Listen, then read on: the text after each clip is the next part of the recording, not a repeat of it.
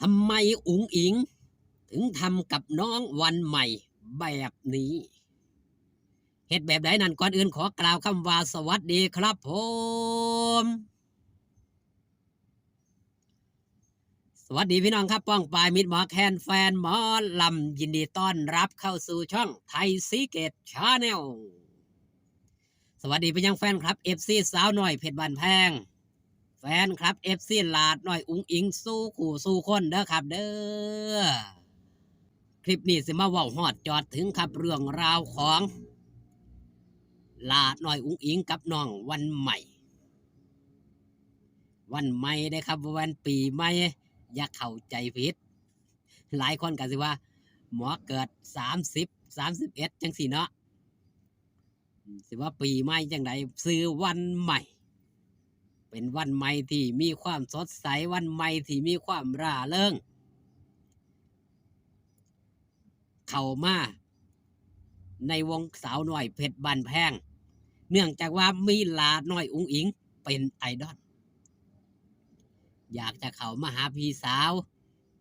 อยากสิประสบผลสำเร็จคือเอื้อยอุ๋งอิงแต่เมื่อเข้ามาแล้วครับ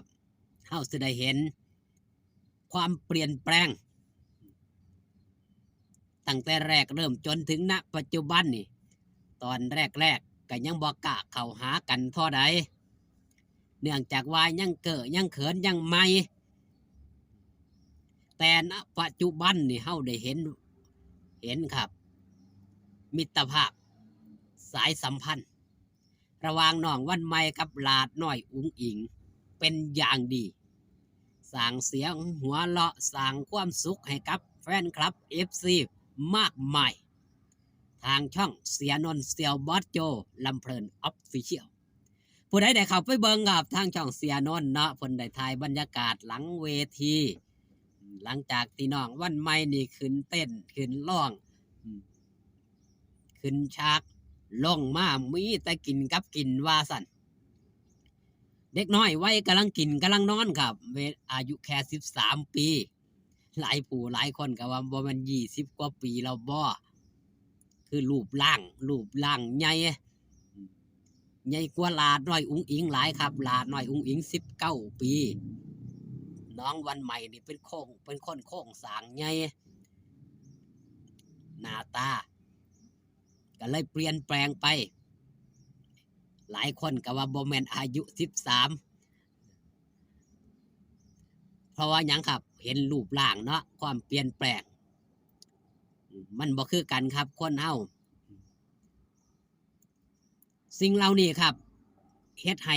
น้องวันใหม่นี่มันเป็นสิ่งที่น่าสนอกสนใจสำหรับมิตรหมอแคนแฟนหมอลำผู้ใดได้ติดตามตั้งแต่แรกเริ่มจนถึงณปัจจุบันเฮาได้เห็นว่าน้องวันใหม่นี่มีความเปลี่ยนแปลงไปตะกี้เป็นผู้จอยๆหุ่นดีแต่ณปัจจุบันก็หุ่นดีอีกแบบหนึ่งตอนนี้บ่ได้บุหรี่นะครับเพราะว่ามันเปลี่ยนแปลงอีหลีเนื่องจากเด็กน้อยกินแล้วก็นอนกินหลายกว่านอนว่าซั่นเถาะเรื่องกินเนี่ยบ่ต้องห่วงเบิดคืนก็กินได้หลังเวทีมาให้เอื้อยอุ๋งอิงป้อนบาดนี้เอื้อยอุ๋งอิงก็ยัดใส่เต็มที่จนตาเหลือกตาล้านนั่นคือสร้างคอนเทนต์สร้างเสียงหัวเราะทางคลิปเรียวของช่องเสียนนท์เฮาสิได้เห็นว่าความหักความแพงระหว่างหลาดน้อยอุ๋งอิงนี่มีต่อน้องๆมีต่อสู่ขู่สู่คนบ่ว่าแต่น้องวันใหม่เด้แต่ณปัจจุบันเฮาเห็นน้องวันใหม่เนี่ยมันเล่นกับหลาดน้อยอุ๋งอิงเนื่องจากอายุผู้อื่นๆที่เข้ามาใหม่เพิ่นก็อายุอานามหลายแล้วเพิ่นมีความรับผิดชอบเพิ่นมีความเป็นส่วนโตวของเพิ่นเนาะแต่น้องวันใหม่นี่เป็นเด็กน้อยก็สามารถที่สิมาเล่นคือเด็กๆได้ด้วยวัยของเขาด้วยความเป็นตาฮักด้วยความเป็นตาแพงของเขานั่นแหละเฮาสิได้เห็นเอ่อความความน่าฮักสดใสของเด็กน้อยทั้ง2 คนขึ้นเวทีก็ยังได้จูงเอาหลาน้อยอุ๋งอิงเนื่องจากหยังครับเป็นห่วงเอื้อยเพราะเอื้อยใส่เกือบส้นยองใส่เกือบส้นสูงย่างบางเทื่อก็อาจผิดพลาด ก็เลยต้องดูแลเอื้อยเป็นอย่างดี เพราะหยังครับถ้าเกิดผิดพลาดกับเอื้อยผู้นี้มานี่ลำบากครับงานเขาหลายคนก็บ่อยากให้ลาน้อยอุ้งอิงเป็นนั่นเป็นนี่ดอกน้องวันใหม่ก็เช่นเดียวกันด้วยความเป็นห่วงเอื้อยนี่ละเห็นบ่ครับเฮาเห็นมิตรภาพแม้ต่างวัยแต่หัวใจเดียวกันครับหัวใจหยังครับหัวใจนักสู้เพื่อครอบครัวปากกัดตีนถีบเพื่อการเอาตัวรอดการศึกษาเอาไว้ข้างหลังมาหาการหางานทำเพื่อเลี้ยงชีพเลี้ยงครอบครัวนี่คือสิ่งที่สำคัญของเด็กน้อยในยุคปัจจุบันเขาสิได้เห็นว่า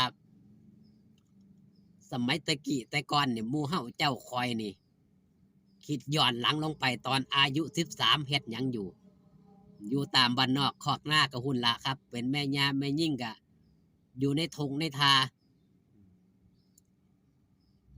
ผู้ตอกผู้ไส้กับไปหาหุ่นครับคุดแง่กับปอมยิงกับปอมไปจังสัตว์นั่นคือสมัยเด็กวัยของหมู่เฮาเจ้าคอยนี่ละวิถีชีวิตสิเป็นจังสั้นแต่เด็กน้อยในยุคปัจจุบันเนี่ยมันสิเห็นความเปลี่ยนแปลงครับ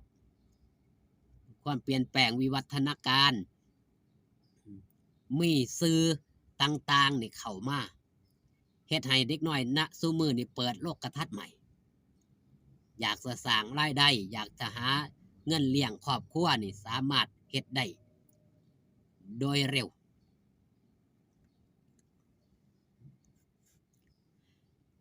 นั่นคือความคิดความอ่านครับของเด็กน้อยณปัจจุบันนี้ด้วยสถานะทางด้านครอบครัวก็เลยต้องปากกัดตีนถีบออกจากโรงเรียนมาเพื่อหาเลี้ยงครอบครัว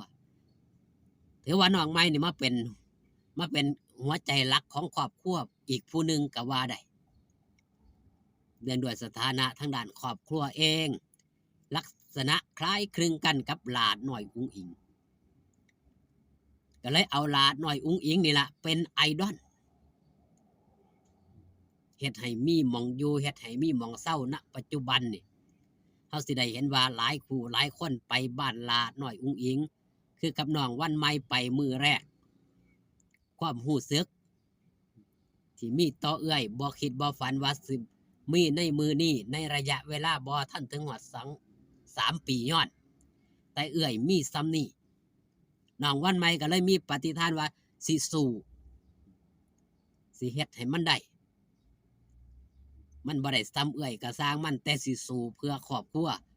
สามารถเลี้ยงชีพได้เอาคลิปนี้ฝากตอนเอาไว้แต่เพียงสำนี้ครับพี่น้องพ่อกันคลิปหน้าสบายดีครับผม